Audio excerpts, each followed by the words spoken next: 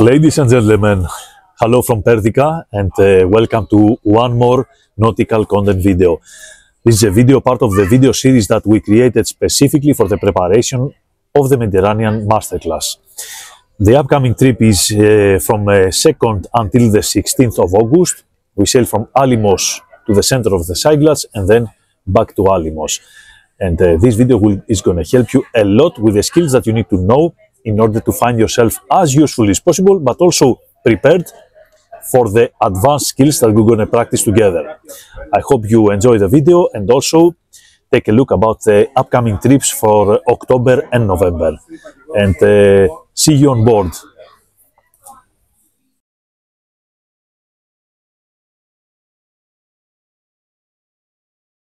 We're going to go ahead now and prepare the lines with the ways that I'm going to show you. And one thing that I want you to remember always is that we don't get into the cleat to release lines if we don't first have the line ready without tanglement, without knots. So we let the line down and we walk the line from the end to the bottom and we let it down like this. At this stage, we don't try to make coils to the line, because any coil that we're going to make is going to become a twisting to the line and it's going to be trapped towards the cleat. So I'm going to let the line like this down or to a place like this, so it will be very easy for me to release it. And then I go ahead and I uncoil until the half turn, and by having the half turn I have full control over the line. I give slack since the line doesn't have tension. Then I can go ahead and release it completely outside from the bollard. Let's go ahead and see the first way that we can prepare the line, which is single line with a loop at the end of it, and we prefer to do the bow line at the end of the line. So first thing that I want to do is to pass the line without the knot. I want to pass it through the cleat and all the way around from any kind of obstacle, any kind of obstruction, and receive it to the area that I'm going to throw the line. I want to have this area to throw my line, to be more comfortable to shoot it outside to Yorgos in order to receive it and put it on the bollard. We do this knot whenever we know that we have a bollard outside. Or else if we have a ring, there is not possible to put a loop to the ring. So I make my bow line as large as possible, the larger the better, so it gives better handling for the operator. And I make a few loops, so many, so I can shoot the line outside and then instantly get the slack from here and make the knot to the cleat. I'm not going to give more than that because I'm going to have a big trouble for my operator outside to engage it to the bollard. So please, George, take the line and put it on the bollard, please. Okay. Fixed. The goal over here is to do the half turn on the cleat, so I have full control to the line. I can let it go a little bit more, I can pull more inside if I want to go more back with the boat. And if I want to lock it, I go ahead and I put my hand here, I press one crossing, second crossing, always two crossings here, and then locking. And the line is fixed. Key points here. As you see, Yorgos did this with his hand. We don't shoot to his face, we shoot to his hand, so we can have the line on his hand and no way to miss it. Another key point is we always make sure that the operator of the line watches the tension of the line. If the line is about to get tension, we have to get into the half turn right away without thinking. If you don't have a lot of experience, get to the half turn and later on you can think about what you're going to do. But don't let the line with tension. Without the half turn, you are losing the control of the line. Exactly. The line is running, I cannot do that. I'm missing my chance to do it. And if the line is very slack, even with the half turn to some of the lines, I can do this and I can take the slack, and in this way I don't endanger my fingers. And in any case, even if I have that half turn, there is no need to have my hands like this. I can have my hands like that, away, so it's 1 meter distance is enough for me to give slack and take slack. Let's go ahead and see now the most classical way that we put the lines here in Greece, which is the slip line. Slip line means that I'm going to have a line go back and forth outside, so that means that it's going to be two lines, one going out, one coming back, and the ends will be attached to the cleat inside. So in this way, I can adjust the line and I can release it by being inside of the boat. I don't need the person to be outside to release me. Preparation. I take the line this time without any knot at the end of it, and I have to make sure that I don't have any kind of knot at the end of the line. I take it from the other side around and I fix one end of the line to the cleat, and that's very important here to do the cleat hitch. How do we do the cleat hitch now? We do the half turn around, one crossing, and then the locking directly. One crossing, locking directly, and now I'm ready over here. From that side now, preparation is extremely important here, because I need to prepare my line in such a way that it's going to be super easy for me to toss it outside. So I do this. I do my loops on the deck. The position that you're going to do the loops differs from boat to boat. It can be on the deck or it can be on the bench, depending how easy it is for you to step to this area to toss the line outside.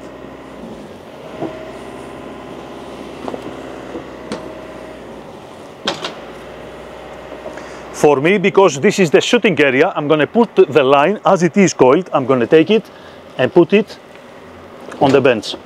And at the end of the line, I'm going to make a few loops like this, just enough for me to toss it outside to Yorgos. Yorgos will be exactly in the same way, and I'm going to toss it out without tossing all the line. Only this one for him to put it through the ring now, not to the bollard, through the ring. As you see here, Yorgos is taking only the absolutely necessary line to toss it back to me. And look at the detail now. I'm not going to sit and wait for the line to take it here. I'm going to come over here, put my hand outside and wait for the position over here. I take it directly, pass it under, take it with my hand from the front part of the cleat. I put all the slack, pull all the slack. Yorgos is helping over there, and half turn. I don't wish to take more slack. I want to do the half turn whenever I feel comfortable. Later on, if I see a lot of slack, uncoil, take it, half turn again, and fixed. I report that I am fixed. If I want to lock it now, I do the same thing, one crossing, second crossing all the time. Don't forget the second crossing when I'm about to lock the line, and then I do the locking. Done. Common mistakes that we do during this process. Over here, a lot of people, they grab the line correctly and then they take it with the other hand and they let the line drop into the water. Then they take, and all the line is hanging here, and this goes to the propeller. This is guaranteed way with reversing when you want to put the boat closer to the dock to take it to your propeller. Very bad situation. So make sure that all the line is inside, very clear, and then we start pulling. Take your time to do the process correctly. Don't rush yourself to do random things or you're going to have random results. We take all the slack and then half turn. Common mistake number 2 is people, instead of doing the half turn, they do the crossing. This will lead, this will lead the line. When you do the second and the third and the locking, it will lead the line to lock over there without being able to release it under tension. So we do the half turn and then we do the 2 crossings. Third mistake that I see a lot of time is a lot of people, they do only one crossing and then they do directly the locking. This has as a result, when the line is under a lot of tension, when we undo the locking, the line jumps and it can take our fingers. So we need to have at least one more crossing that will create enough friction to control the line when we release the locking. You wanted to say something else, Yorgo? Yeah. Maybe for some reason we lose control and the line, the end of the line ends up in the water, and we don't have enough time to pull it up before it's too late. So in that situation, we want to inform the captain immediately that we have a line in the water, so the captain can stop the propeller and avoid a very, very bad situation. Go ahead now and see the third way that we can prepare a line in case that we want to put a slip line outside, but we don't want to waste time giving the line and then waiting for taking it back. We have to find a way to put the line outside as fast as possible and attach it over there in order to take the tension as soon as possible. Let's go ahead and see now how we prepare the line for very fast engagement in order to take the tension as soon as possible, but also have a slip line as a result. Preparation. The same exact preparation that we do with the line whenever we want to attach a slip line. All the way around.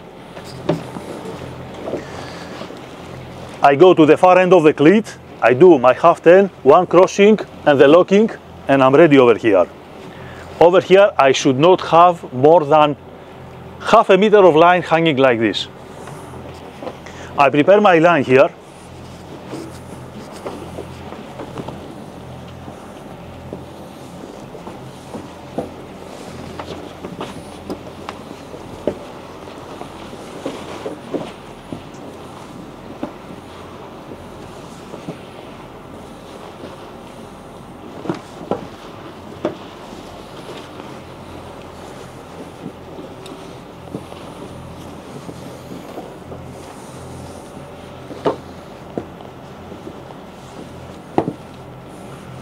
As you see, I give a lot of attention to the detail.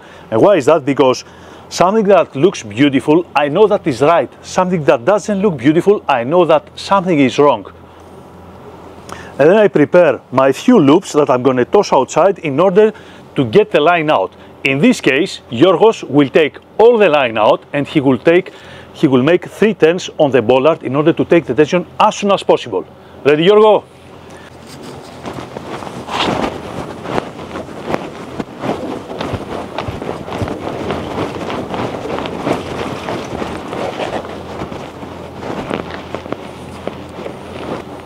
So in this case, we have all the tension of the line is supported by the bollard outside.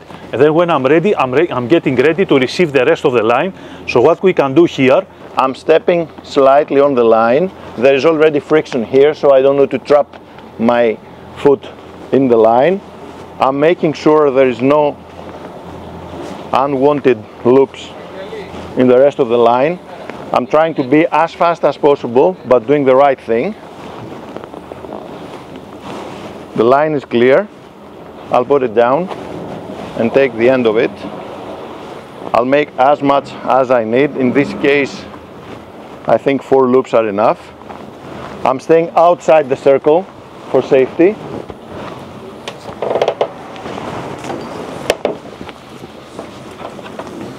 I keep stepping.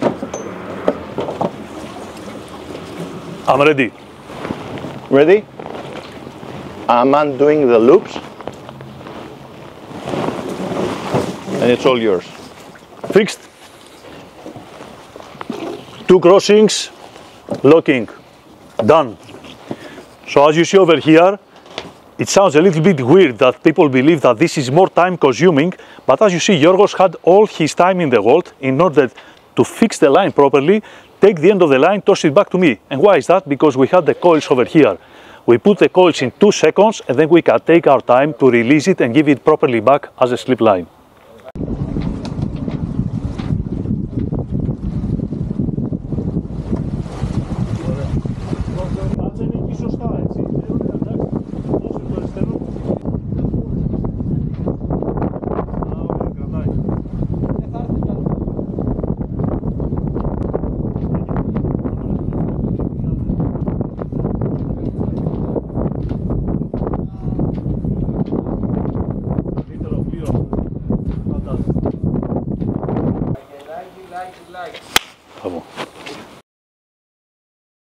There are cases that we want to give a single line outside, whether because the weather is very strong from the beam or we have a long distance from the dock and we cannot approach so much, we can give the slip line, the single line outside, and we can make a very fast knot over here.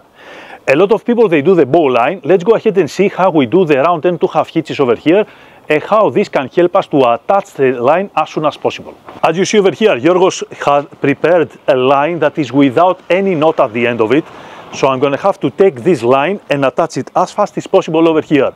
As long as I am attached, I have to stay fixed, so Giorgos can go ahead and take all the slack from there and make the half turn to control the boat with the control line. So let's go ahead and give me the line. The end of the line, I go through 1, 2 times and fixed.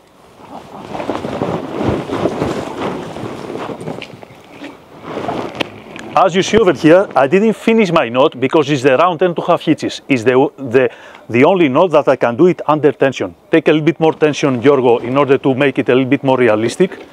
Nice. And now I can go ahead and by controlling the line with one hand, I can do my hitches. 2 hitches. And the line is ready.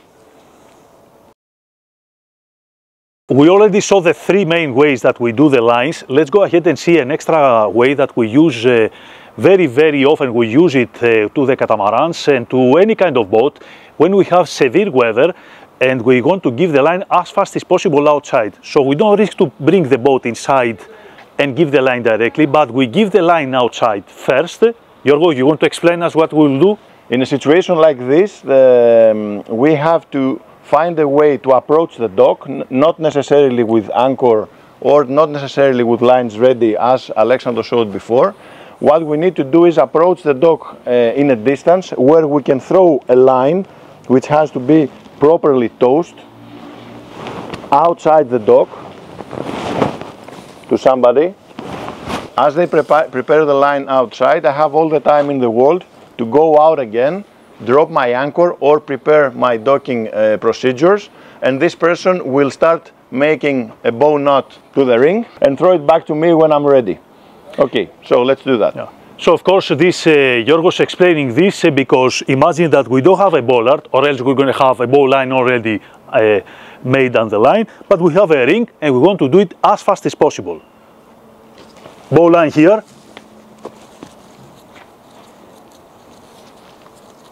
And only when Alexandros is ready, he will give me a notice that I can come on the spot and take the line.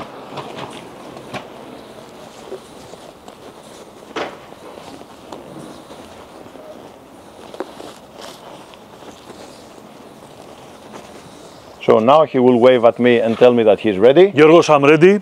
Get into your position. Okay. Ready? Ready.